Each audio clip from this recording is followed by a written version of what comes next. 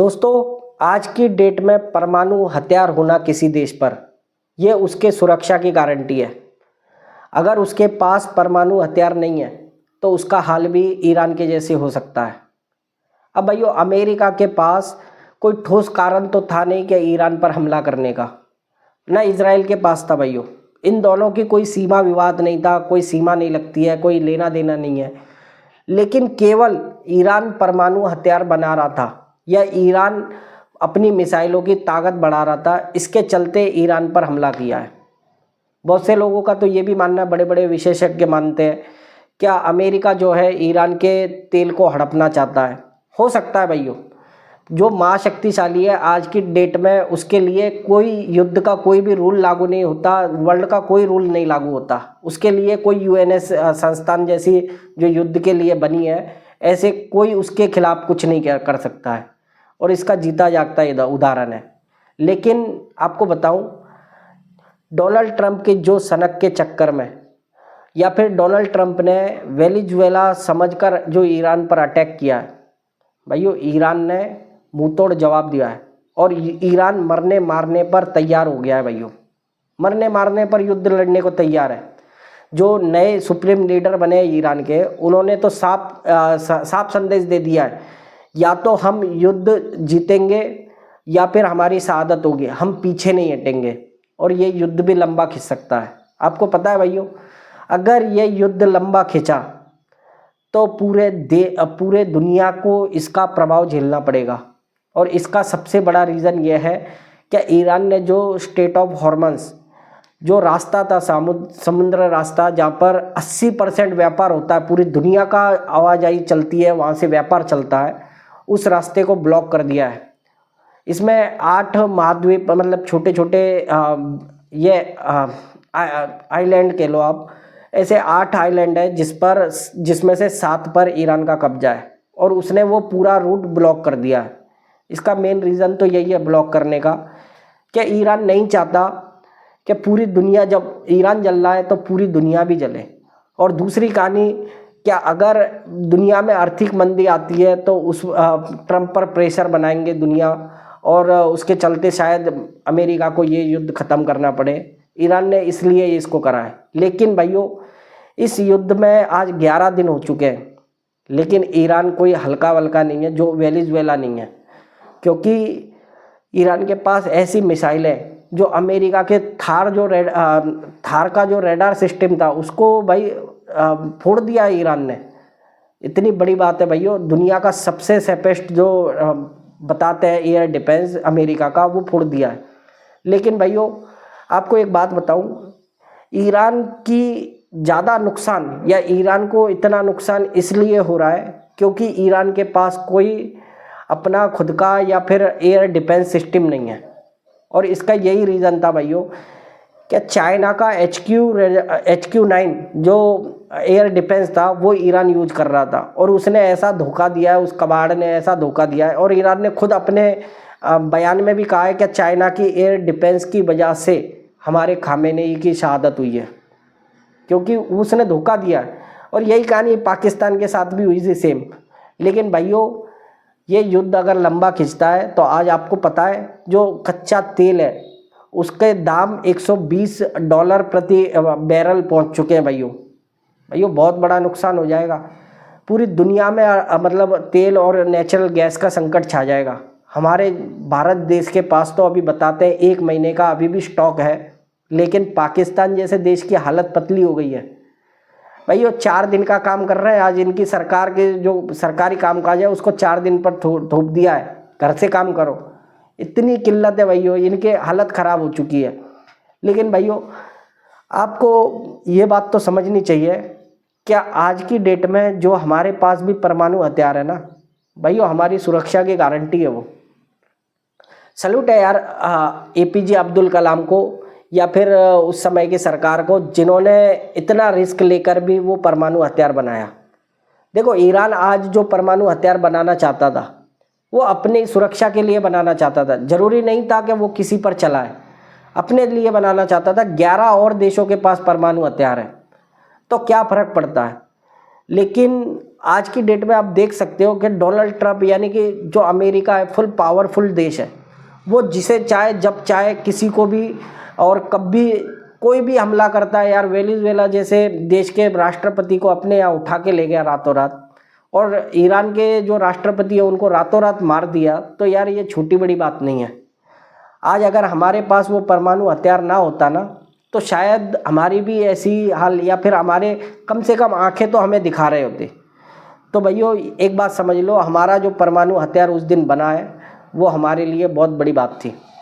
अब भैया बात अगर ईरान की करूं, तो ईरान ने भी कोई कसर नहीं छोड़ी है। भले ही खुद राख बनता जा रहा है, लेकिन अमेरिका को भी मुंहतोड़ या फिर इजराइल को मुंहतोड़ जवाब दे रहा है। इजराइल के पास भैया जो बैलिस्टिक मिसाइल है इस तरीके से काम कर रही हैं कि थार रेडार सिस्टम को पता है कैसे चकमा दे रही हैं।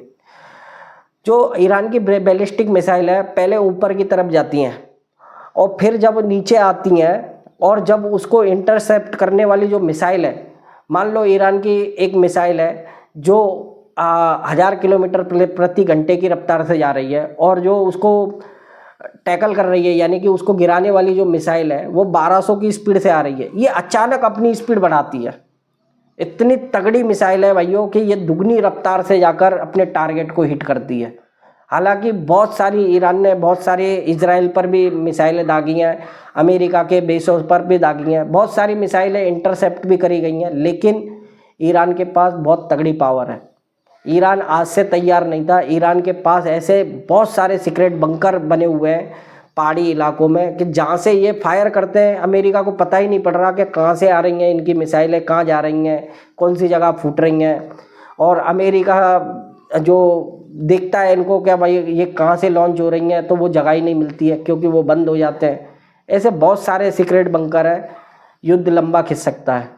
अमेरिका ने जो या फिर डोनाल्ड ट्रंप की सनक ने जो काम करवाया वो शायद मुझे लगता है क्या इतिहास में इसको मुँह की खानी पड़ेगी, क्योंकि ये युद्ध छोटा मोटा या थोड़े बहुत दिनों में ख़त्म नहीं होने वाला है। दूसरी तरफ भाइयों आज ईरान को भी समझ में आ गया होगा कि चाइना जैसे देश या रशिया जैसे देश भले ही किसी के साथ युद्ध अभ्यास कर लिया, इन्होंने सब कुछ कर लिया था, पूरा डरा लिया धमका लिया, लेकिन जब ईरान को ज़रूरत पड़ी तब ऐसा कोई भी देश सामने नहीं आया। रशिया तो चलो कह सकते हैं कि आप यूक्रेन के युद्ध की वजह से नहीं आया, लेकिन चाइना जो है एक व्यापारी देश है भाइयों, वो किसी के बीच में नहीं पड़ता है और इसका जीता जागता उदाहरण है। लेकिन अब जो बताया जा रहा है, अब जो युद्ध आगे खिंचता जा रहा है, तो ईरान को जो इंटेलिजेंट है या अमेरिका क्या हरकत कर रहा है, अमेरिका को कहाँ ज़्यादा चोट पहुँच सकती है, ये सारे जो इंटेलिजेंट है वो रसिया के थ्रू आ रही हैं। रसिया की जो सैटेलाइट है इतनी सक्षम है कि अमेरिका क्या हरकत कर रहा है, कौन सा टारगेट हो सकता है ईरान के लिए, ये सारी जो बातें हैं वो अमेरिका मतलब रशिया जो है वो ईरान को बताता है और उस हिसाब से काम हो रहा है। भाई वो बताया जा रहा है कि ईरान जो है अब अपनी मिसाइलों को पावरफुल करते जा रहा है। अब 1 टन वॉर हेड लेके, मतलब 1 टन यार मजाक नहीं होता है, जहाँ पर अभी गिर रही होगी जो समझ लो आप उसका तबाह कर रही होगी। ये 57 मुस्लिम कंट्रियाँ हैं मिडल ईस्ट के अंदर, लेकिन किसी के अंदर भी एकता नज़र नहीं आई। कोई भी दूसरा देश ईरान के साथ में खड़ा नहीं हुआ। और मैं हकीकत बताऊं तो ईरान के मुकाबले ये सारे देश है भी कुछ नहीं। इनके पास भले तेल हो, इनके पास टूरिज़्म हो, दुबई जैसा देश पूरा अमीर भरमार हो अमीरी की, लेकिन ईरान के जो सैनिक है या सैन्य है उसके सामने ये कुछ भी नहीं है। इनके पास इन्होंने कभी सोचा ही नहीं था क्या ऐसा कुछ दिन देखना भी पड़ेगा। और ईरान इनको मारने के पीछे यही कारण है, इन पर जो मिसाइलें मार रहा है ईरान, क्योंकि इन्होंने धोखा दिया है ईरान को। इन्होंने अमेरिका को उसके सैन्य बेस बैठाए, उसको अपनी एयरफील्ड यूज करने के लिए इस्तेमाल करने के लिए दी, और ईरान इसी वजह से इनका बदला ले रहा है। तो भाइयों ईरान और अमेरिका के बीच जो युद्ध चल रहा है आप सब देख रही हो। 11 दिन की मैंने जो आपको मोटी मोटी बातें थी वो सारी आपको बताई हैं। और मुझे लगता है कि देखो भाइयों आज की डेट में महाशक्तिशाली जो देश है वो कुछ भी कर सकते हैं, कैसे भी कर सकते हैं, लेकिन एक बात समझ लो आप कि जो नाटो था अमेरिका के साथ 32 देशों का जो समूह था, एक भी देश अभी तक बातें बहुत सारी हो रही हैं, लेकिन कोई भी खुलकर अभी तक हमले में शामिल नहीं हो पाया है। और इसका मेन रीज़न था कि जो ग्रीनलैंड का मामला था, तब से जो अमेरिका ने इन नाटो के साथ में जो बिगाड़ी है। आज डोनाल्ड ट्रंप ब्रिटेन के प्रधानमंत्री को कहते हैं कि यार तुम तो डर गए, कर गए, मर गए, लेकिन कोई भी अभी तक कोई अपने हथियारों को खर्च करना नहीं चाहता है।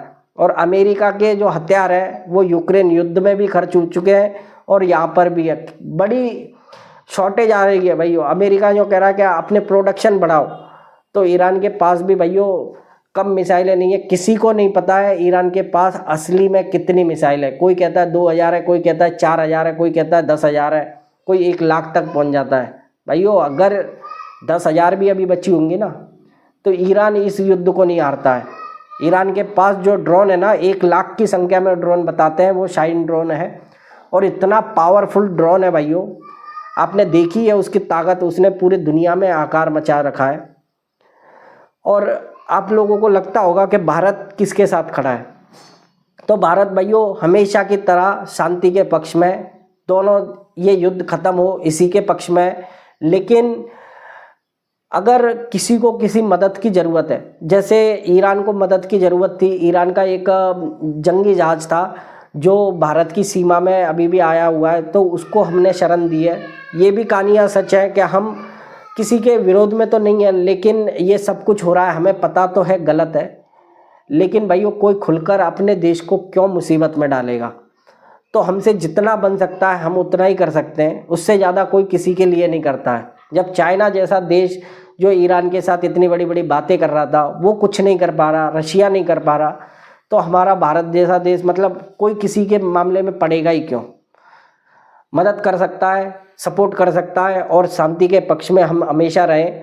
तो मुझे लगता है कि हमने जो स्टैंड लिया है वो बिल्कुल ठीक है, क्योंकि हमारे ना इजराइल दुश्मन है ना ईरान दुश्मन है, दोनों ही दोस्त हैं और ये युद्ध ख़त्म हो जाए। मैं भी यही चाहता हूँ कि भाइयों यार छोटे छोटे बच्चे मारे जा रहे हैं इन सनकों के चक्कर में, ये बेवकूफ़ी के चक्कर में कितने छोटे बच्चों के तक नुकसान हो गए भाइयों, स्कूलें तबाह हो गए, हॉस्पिटल तबाह हो गए। और सच्चाई तो यह है भाइयों, भले ही जो ईरान है वो अमेरिका के सैनिकों पर हमला कर रहा है, सैन्य बेस पर हमला कर रहा है, लेकिन जो इजराइल और अमेरिका है ये ईरान के सिविलियंस पर हमला कर रहे हैं। ये पूरी तरीके से हॉस्पिटल, स्कूल, जो चीज़ें ईरान को मतलब फाइनेंशियली मदद कर सकती हैं, उसकी रिफाइनरी तक उड़ा दी हैं। 11 ऐसी रिफाइनरी हैं जिस पर ईरान की हमला करा है अमेरिका ने। तो भाइयों ये युद्ध के नियमों का तो उल्लंघन ही है, लेकिन ऐसे महाशक्तिशाली देशों को कोई क्या ही बताए, इनकी सनक को कोई क्या ही रोके।